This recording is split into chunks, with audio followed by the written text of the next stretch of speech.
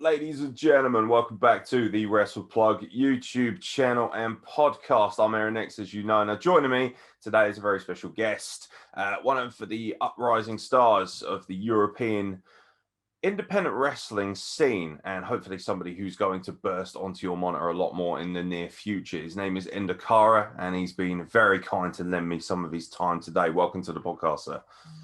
Thank you for having me. My pleasure, my pleasure. Now, obviously, a few people watching this will probably be wondering, obviously, you'll probably have some fans checking this out. But for the people who may not know necessarily who Indakara is, what does Indakara mean to you? And what does Indakara bring to the table when it comes to professional wrestling? Great questions right off the bat. What Indakara, like, usually if you watch an Indakara match, you will truly see that what separates him from everybody else is his spirit in the ring, I would say, in terms of emotion and all that, because everything is mostly genuine, so people actually feel that, they feel that it's real with me, if that makes sense. Yeah, the passion shines through in what you do, working with places like GWF as well and things of that nature. Big fan of GWF, which is great for me. So it's great to have you on the podcast in that regard. The journey, where does the journey for wrestling start with you? Stockholm, Sweden. Born and raised in Stockholm, Sweden. So basically, the whole thing started with I was going through high school and all that. I did Taekwondo way before wrestling, very seriously too. Black belt and all that, national teams, national championships and all that. Never won a national championship, but I did participate. Just want to get that out there. But yeah, with the Taekwondo background and going through high school and all that, I always had a passion for wrestling ever since 8 years old. And then I was basically raised, the way I was raised and the way I was as a person way back then was I was very young and damaged, if that makes sense, like very sad boy, let's say that. And eventually then wrestling being my escape, I decided to eventually in my life do whatever I want, if that makes sense. I had I had my job at that time, right after graduating high school. I was miserable. And I remember thinking, why don't I just be happy, Because in my head, I was always like, we're all so small. Why shouldn't we be happy, if that makes sense? So with that mindset, eventually, I decided that, all right, if this job doesn't go my way, I am simply just going to do whatever I want just to be happy. Because in the end, that's what I thought it all, like, that's basically what mattered to me. And yeah, so the week after I decided that, we actually went bankrupt. And basically my contract was, thrown away. And I was like, all right, I guess that's the sign.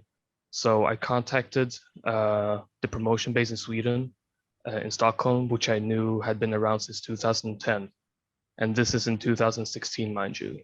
And basically reached out and I said, long story, but I simply want to chase a dream I never had the courage to chase before, stuff like this. and how can I start and all that, just getting the details. And then I was invited to a training session, and that training session was on the 31st of October in 2016. I still remember to this day because that was the very first time I ever saw a ring, like with my own eyes in real life. And ever since that day, I basically dedicated my life to pro wrestling. So yeah, the journey obviously starts in Sweden, and from there I do work within that promotion in that area. I do a couple of shows down south of Sweden, and in Sweden we are a total of five promotions right now. At that time we were just four.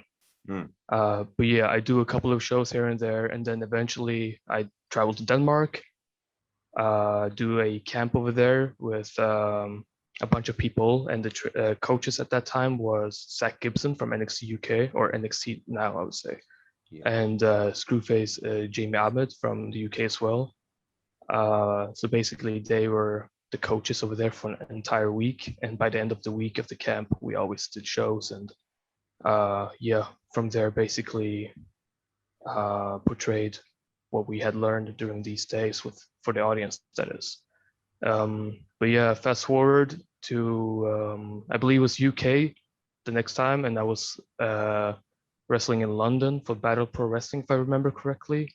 And then from there I went to Finland for Fight Club Finland, and then from there I believe it was back to the UK, staying for a total of 6 months over there, basically like moving away from family and friends and all that, just to pursue wrestling at that time, because very, very long story about the wrestling scene in Sweden, very mostly negative, sadly, and I don't want to get too much into that right now, or maybe today, we'll see what happens. But yeah, basically I stayed in the UK for a total of 6 months, and then from there come back home to Sweden. And yeah, COVID is starting to going on right now, so and I remember I had the GWF booking, like you mentioned. So I decided to go down to the WXW Academy at that time, the week before the GWF show. And so I stayed in at the apartment over there at that time for a week, went back to Sweden, and a week later after that, I did GWF, which was the light heavyweight World Cup, if I remember correctly. And basically my experience in the academy at that time, and the apartment, and the people within WXW, I simply knew that if I wasn't in Japan, which is my ultimate goal, I was going to be in Germany. And I did go back to the academy for one entire month at that time. And during that month, I was part of the tapings. And yeah, the rest is basically history. And now I'm living in Germany. And yeah, that's really it. Yeah. Yeah, man, it's an amazing journey. It's a very nomadic journey as well. You've been brave enough to, move to different countries to follow your craft and learn your craft and train, and which is very crucial, I think, to being a better wrestler and a better all-round person as well. Being able to learn so much from different cultures is so important in this life. You mentioned Japan, obviously, being your ultimate goal. Yeah. I believe you spent some time in the LA dojo, did you not, for NJPW? Yeah, I did. I can't believe I forgot about that. But yeah, I believe it was the fall of 2018, if I remember correctly. I was in LA for... Sorry? How was that experience? Because I've had a couple of friends who have traveled there and taken part themselves, and it's apparently it's brutal, but it's also a very, very enlightening process. Yeah. In my view, I was there for a total of 6 days. 3 days of training and 3 days just soaking it all in downtown LA, really. And to me, traveling to LA, like me, it's kind of mind-blowing because of where I come from and all this. But the overall experience over there, I would say to this day, probably the best experience of not only my career, but my life. Because at the time when I was there, it truly felt like I was in Japan. Since, obviously Shibata-san is the trainer over there, and the Young Lions is over there too. The training is very intense and all that. Me personally, I had prepared myself for that because that's exactly what I was expecting. But yeah, I was the smallest guy over there. Obviously, I'm usually the smallest guy. I'm just 5'7" and all. But at the end of the day, it wasn't a lot of wrestling training in general. We did have wrestling eventually, but especially in the beginning of the camp, we did a lot of tests, as in, okay, how bad do you really want it, you know? So they would simply just like do these drills and just see how much you cared and how much you wanted this, and basically try to get your spirit out of you, if that makes sense. And at the end of the day of every session, people would always come up to me, shake my hand, be like, fuck, damn, man, he's like, you, yeah, good stuff, you know, stuff like this. But yeah, best experience of my life, I would say. How was the aura of like Shibata for me is one of the all-time greatest wrestlers. Um, I've seen him in person many a time. He's very inspiring and also very intense. And I get the impression that you've looked to very much copy that kind of intensity in your own right. That's something that's obviously built into you as an individual. How is the experience of being able to be around someone like, and also you mentioned guys like Zach Gibson, who is an amazing talent, one of my personal favorites.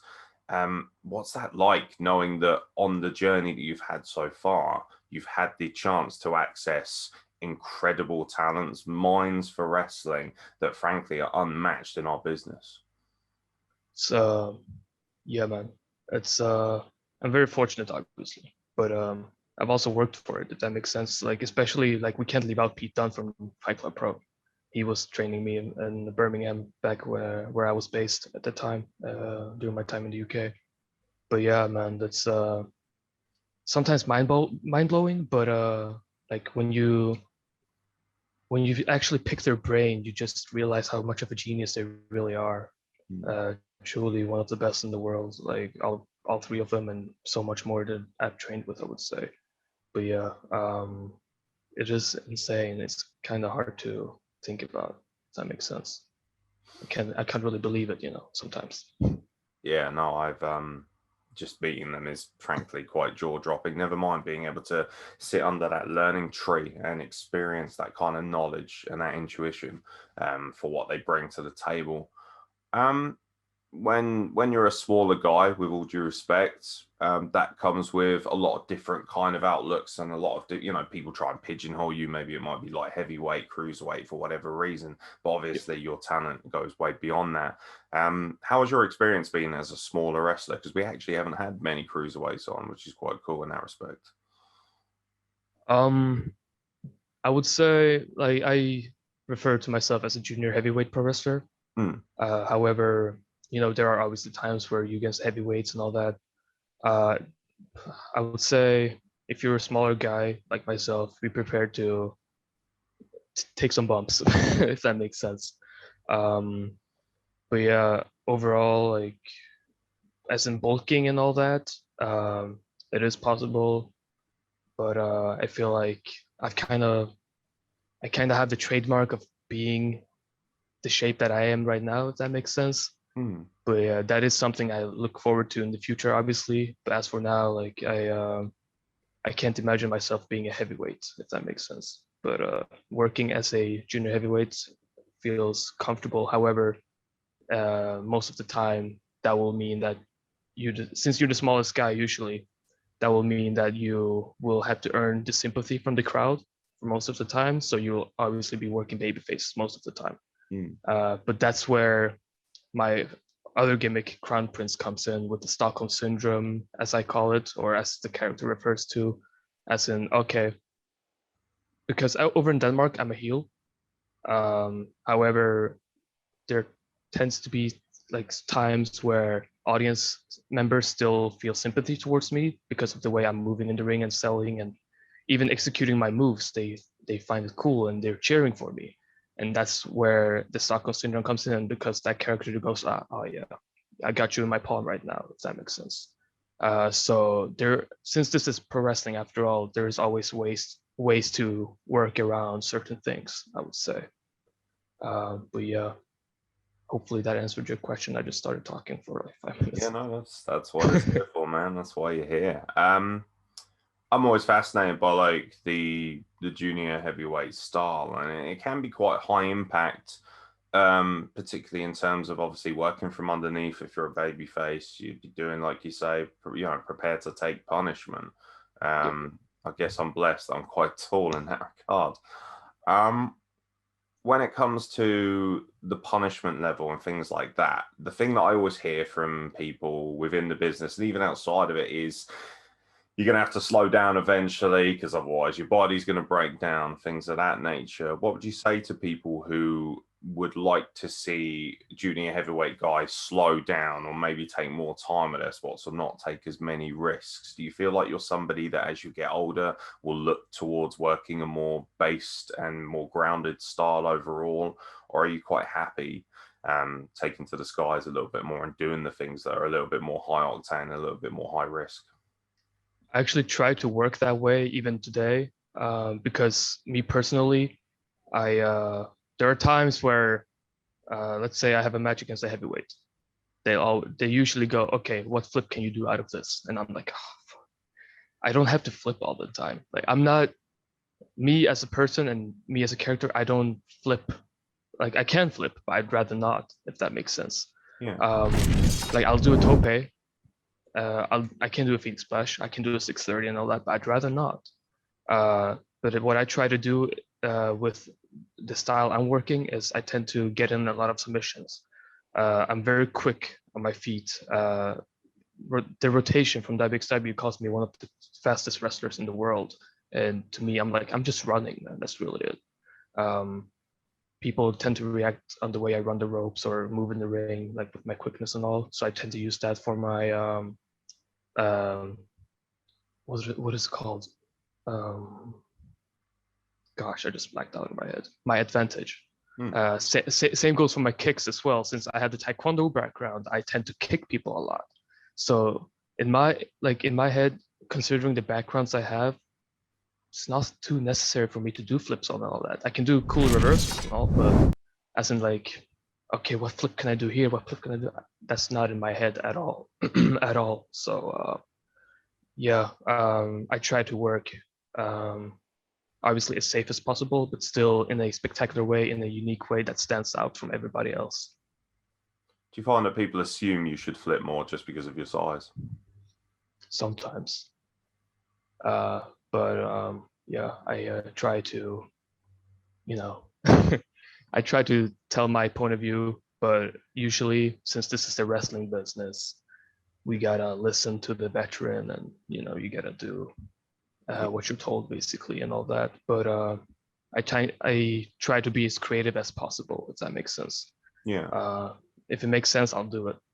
That's really it, because I'm very much about reality too. If something doesn't make sense, I will not be like, I would not want to do it at all. I'm a very serious guy overall, like outside of wrestling too. And I also take wrestling, obviously I take wrestling very, very seriously, considering I've dedicated my life to it. I'm not a fan of myself doing silly spots. I can watch silly spots and all, but me doing it, not so much, since I'm so serious about it and my character is always so serious about it. But yeah, that's really it. Yeah, I respect the serious nature of it. I'm not personally a huge fan of silliness too much. I'm just a miserable person, to be honest. I'm just that way. I'm very wired to be quite stone faced. I can respect that. But at the same time, one thing I'm really fascinated by is the Taekwondo, because what that does is that gives you a real base of athleticism. That gives you 100%. power, an output, an ability to show off something that's very different. And obviously, martial arts is an incredible crossover now. It has an incredible amount of potential in wrestling. There was a time when being a martial artist meant that you had to kind of take the mick and do karate stuff or X-Pac and make ridiculous noises and things of that nature. And now it's more legitimate. MMA is a good crossover. Guys like Brock Lesnar, Kurt Angle, amateur wrestlers as well. What's the benefit of Taekwondo, would you say, in how you've been able to adapt it to your wrestling style? Because like you say, you do a lot of kicks. You obviously were going to use that background. It would be a shame not to. Do you find that there are benefits from Taekwondo that you've been able to adapt to wrestling? 100%. Not only just the athleticism with the kicks and all, but also the discipline, I would say, in terms of having the right mindset towards like wrestling in general, like the fan base and all this, and not getting too like not overthinking really, just being like cool, calm, and collected. But yeah, but obviously mostly the kicks, since being experienced within that particular martial art, that is also like very, very kick based. I can, if I were to kick someone in the chest, I could make a great sound of it, but they wouldn't really feel it that much. It's the worst when people do something that doesn't sound too much, but really hurts. Uh, and I think it's the opposite with me. Like I make it sound good, but it doesn't really feel, since I've been kicking pads since I was 13, basically. Mm. So yeah, but yeah, the discipline and the kicks, obviously, I would say, but mostly the discipline and the mindset towards wrestling in general.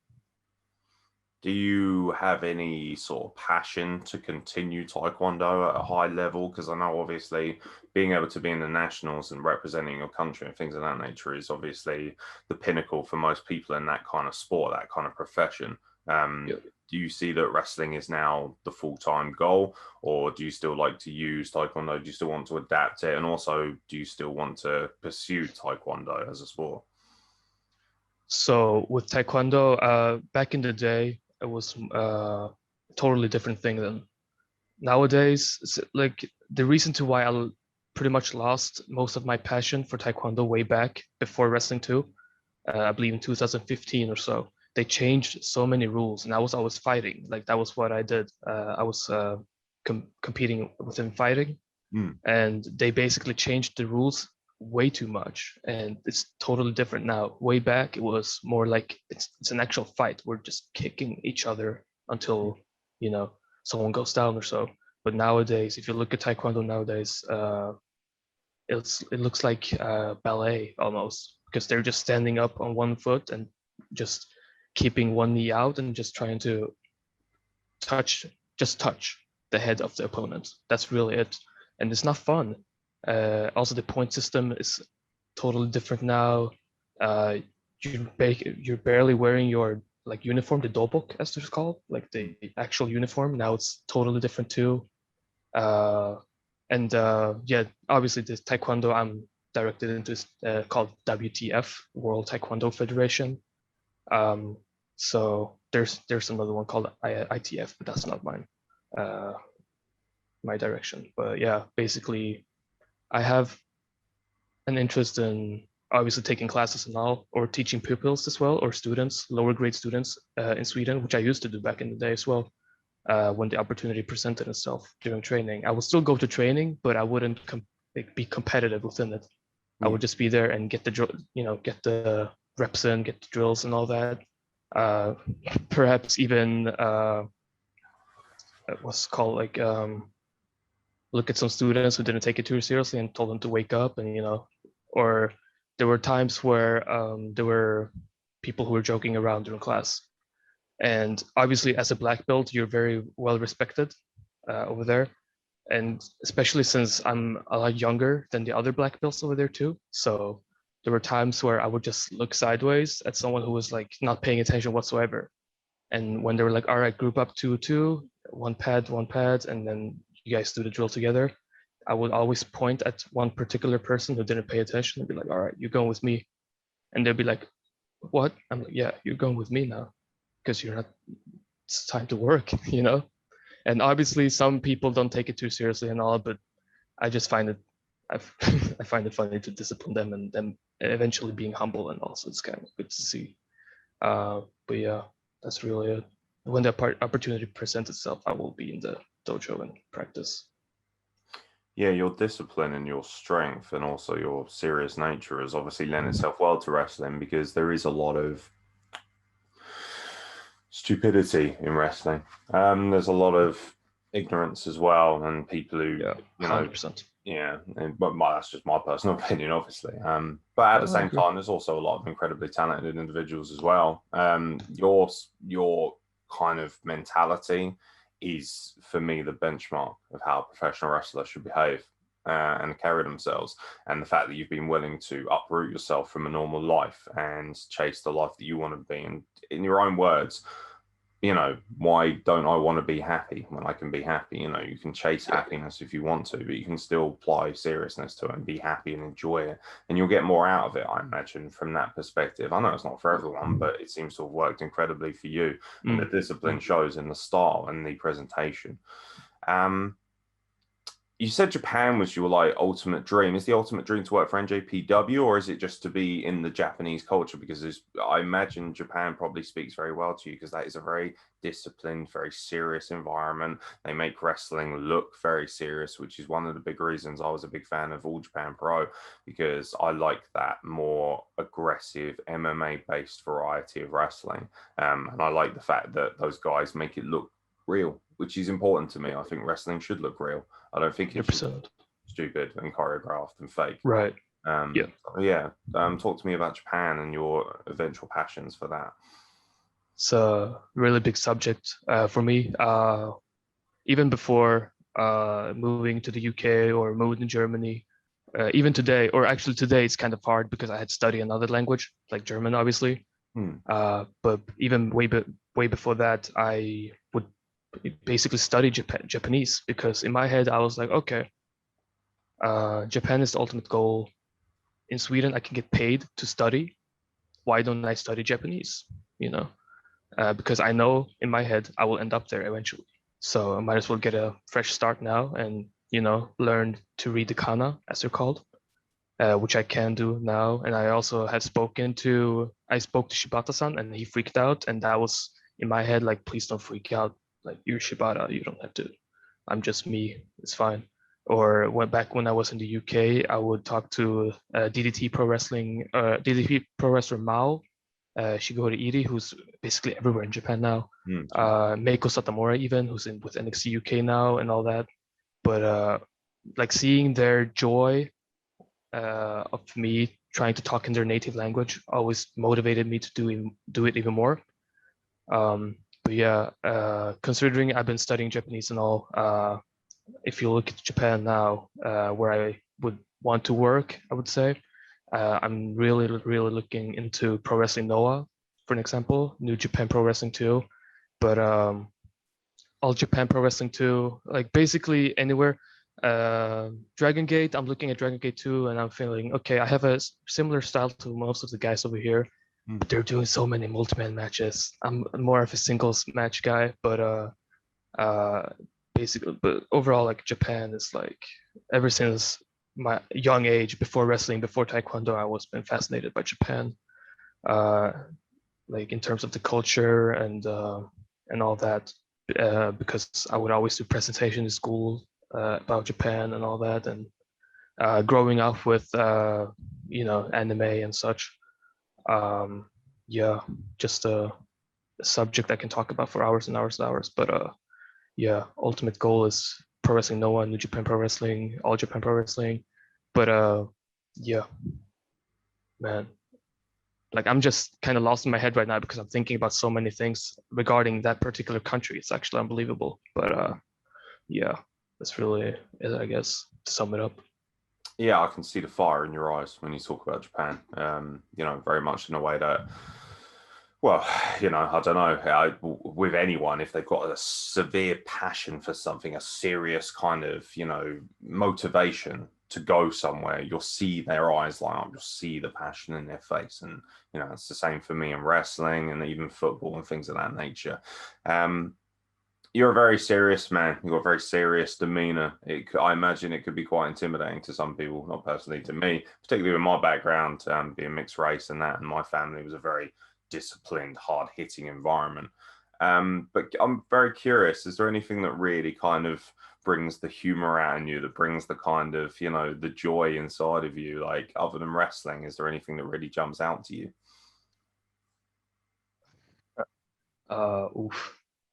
I don't know, man. The thing is, obviously people tend to tell me that I'm passionate and all that, but I usually disagree. I go, I'm not passionate, I'm obsessed with it. That's what I am.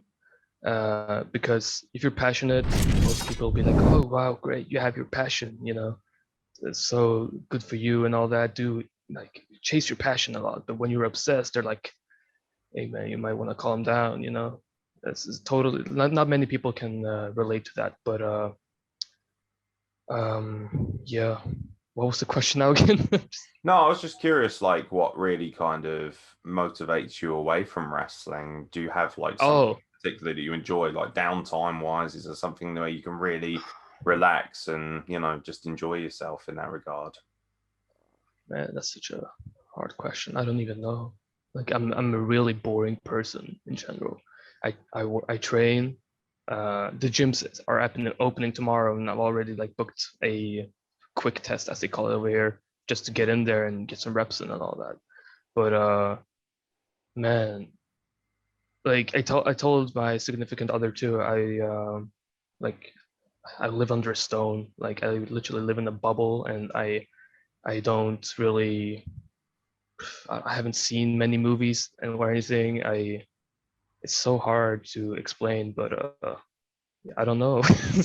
I might find it eventually, but I would say like working out and feeling like uh the adrenaline, like especially in wrestling. Like I know we're talking outside of wrestling now, but one great man once said like life is this, but I like this. Yeah, and that's where I want to be all the time. Mm. Um, but yeah, I don't really have particular hobbies or anything other than working out and all that. Uh, I might watch some um, like some stuff on Netflix or anything, but it's mostly just doing when I'm resting up or anything before the next session, basically. But if I do watch something, I enjoy like Criminal Minds, for an example. Mm. Um, Mindhunter, I admire, and yeah, stuff like that really. Criminology, I would say. Yeah, I'm really boring. I'm sorry. That's not a problem, man. I like your psychological demeanor. I think it lends itself really well to wrestling, actually, and your character, which is, the best Yeah, wrestlers don't have characters. They're an extension of who they are.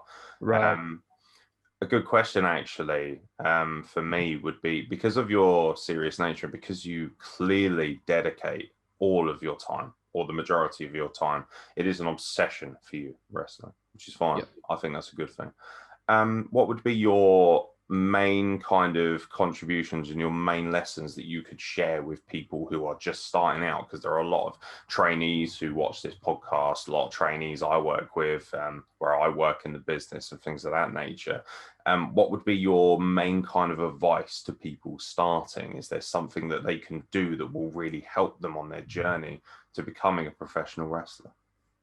To get a sports background to begin with. It's really gonna help you out. Like over the years, even during training. Mm. Sports background. It could be martial arts, wrestling, anything really. Um, also shut up and listen. I guess. Um, just be an overall good person. Really, that's what I would tell someone. There are times where Turkish wrestlers, or I wouldn't say pro wrestlers or anything, but Turkish aspiring pro wrestlers, let's say, aspiring Turkish pro wrestlers, they tend to send me DMs on Instagram and be like, all right, what can I do? Because over in Turkey, there is no pro wrestling at all. Mm. If there is, they've just rented a boxing ring, and the boxing ring you can't really bump in and all that. And sorry, That's okay. they'll basically do moves in the ring they've seen on TV. They're not actually wrestling. But in their head, they're like, "Wow, so good." But it's if you truly like, if I were to talk to anybody who's not based in Germany or Sweden or like outside where wrestling isn't big, I Mm. would advise them to come to WXW. And now the apartment is gone now, sadly, due to COVID, and they're paying rent for absolutely nothing. So, but there are ways around it. Eventually, when the academy reopens, and they can have a look. I've had people during my stay in the academy. They come from their country and they want to test out, like just try it out, see if there's something for them. And when it's not, that's okay. Like you're not working for anybody, and wrestling doesn't owe you anything, if that makes sense. And you basically there to see if it is for you. Like I said, you're not working for anybody but yourself here. And that's really it. Just to sum it up, I would say sports background, discipline, be a good person, and shut up and listen, I guess. Succinct and effective, which is what I'd expect from Kara Ender. As we sort of move to the end of the podcast, do you have any particular dreams? I know you've mentioned that Japan is one of the big end games for you, but are you a man of bucket lists? Are you a man of goals? Are you a man who sits down and says, opponents, this person, this person, this person, these are people that I need to achieve on my journey to success? Absolutely. I would say the primary goal of the whole gimmick with the Crown Prince gimmick too, because Crown Prince, I haven't really addressed this to many, but I might as well get it in here. But Crown Prince, if you look at the Crown Prince, it's basically someone who is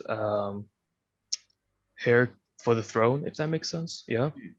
And in my head, or in the character's head, it's the throne of the junior heavyweights. And by becoming the king eventually, that would be by winning the most prestigious junior heavyweight title, which is the IWGP Junior Heavyweight Championship. So that's the primary goal, winning the IWGP Junior Heavyweight Championship. But then I look at people I truly want to be in the ring with, such as like you said, I do have a list and all that. I have a bucket list of goals I want to achieve during the year, no matter what. As in, one of them being coming to WXW, which I did, and now I'm part of the roster and all that. But just Japan, IWGP Junior Heavyweight Championship, just wrestling Japan. I have the bucket list itself. It says wrestle a dream opponent, and then I have dream opponents below my list. I truly want to be part of the 16 karat gold tournament next year here in WXW, and I will make sure I'm in that some way somehow. But yeah, that's in my head what I have right now. 16 karat gold, and then I know in my head I don't see myself going to NXT UK or anything. I really don't see it. It doesn't spark my interest whatsoever. I have a lot of friends there and all, but I feel like it's nothing for me, if that makes sense. I honestly, even though I haven't been signed or anything, and I'm not saying I'm good enough or anything, I'm not a perfect guy or anything, but during the years, especially in Sweden with the whole politics and all that, and listening to different podcasts during my time over there, such as Punk and Cabana or Moxley and Jericho, I could relate to a lot of things they were saying. So I was like, I truly don't want to feel this way ever again. I don't wish that upon anybody else. But that was my experience. I'm not saying that's how it is. That's just my personal experience. So in other words, I'm not really looking to NXT UK right now, even though it would be a bittersweet feeling, being the first guy from Sweden to do that and be like, yeah, fuck you all for, spitting on me while I was down and all that shit. But well, that got kind of harsh. But at the end of the day, I'm doing this for me. And by doing it for me, the way I would be the most happy would be me in Japan. So I know for a fact in my head, I'm going to be in Germany for now. And the next country I'm going to be based in is Japan. And I'm sure I'm going to make that happen. I've already been in contact with Pro Wrestling Noah. They can't bring me over, sadly, because of the COVID. But yeah, touring in Japan is right now on the bucket list. And then eventually long term, I'm not saying I'm going to do this in 2 years or 3 years or 4 years or whatever. You never know how long it takes. I can't predict the future whatsoever. But yeah, eventually New Japan Pro Wrestling and earning that IWGP Junior Heavyweight Championship, I would say. Yeah, if there's one thing I've learned from this podcast, actually, I like the fact you've prioritized your own happiness and you've refused to allow individuals. We haven't broken into it. I know it's not something you'd wish to talk about too much, but the one thing I have learned, like I say, is the priority of your own happiness and to not allow other people to, denigrate you or put you into a pigeonhole or, just kind of enclose you and oppress you in what you wish to do and what you wish to achieve in life. And that's something that actually I've really been on a journey myself in the last 2 or 3 years, where I've gone independent and decided that I am not going to pursue another man's dream when I have my own. Yeah. Social media wise, where can people find you before we wrap things up? I'm found on social, like on Facebook, Twitter, Instagram at EndercarPW. I also sell shirts on SL Wrestling, so please check that out. Buy a shirt, send a photo if you do, wear it or buy it or whatever. I'll make sure I'll like it or retweet it. I'm not really a social media guy, but I'll do my best. I'm trying. Like I'm just trying to keep it very wrestling directed. I'm not sharing my personal beliefs or my personal life, because at the end of the day, I'm not obligated to overshare or anything like that. Some people do, that's good for them, but that's nothing for me. I'm very, like I said, very serious and just in my own bubble, if that makes sense. I'm working in silence pretty much every day because I'm not looking for any approvals from anybody and so on. But that's just me ranting about social media right now. But yeah, at Enderkara PW, yeah, follow my journey. Let's say that. Yeah, and the I believe, did you say SI Wrestling for your merchandise? Yeah, I believe they've just opened a UK shop as well for our UK fans. So obviously, important that you check that out, guys, because that will save you a lot of money in terms of shipping and things of that nature. Before I let you go, I always afford people an opportunity just to kind of speak openly. Is there anything in particular you'd like to talk about?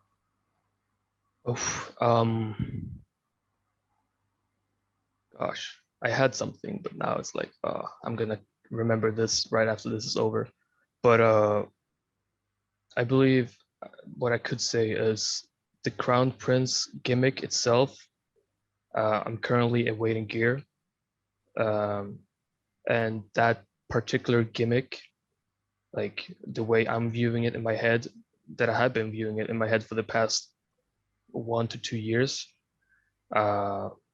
as yet to debut. Let's say that, and I believe I did post something on social media not too long ago where I said it's better to arrive late than to arrive ugly. So when it makes sense, I will pull that gimmick out, and it's gonna catch some eyes, I believe. So that's really all I have to say about that for now. Yeah, I look forward to that. I look forward to the presence of the Crown Prince when it comes to professional wrestling. And Dakara, very serious man, a very honest man, and I appreciate that, and I appreciate your time. Thank you very much for joining me at the Wrestle Plug. Feelings mutual, man. Thank you. Thank you. We look forward to having you back on when COVID subsides, so that you can share the journey and share more of what the Crown Prince has to offer. Absolutely, yeah, absolutely. Thank you very much, sir. Thank you.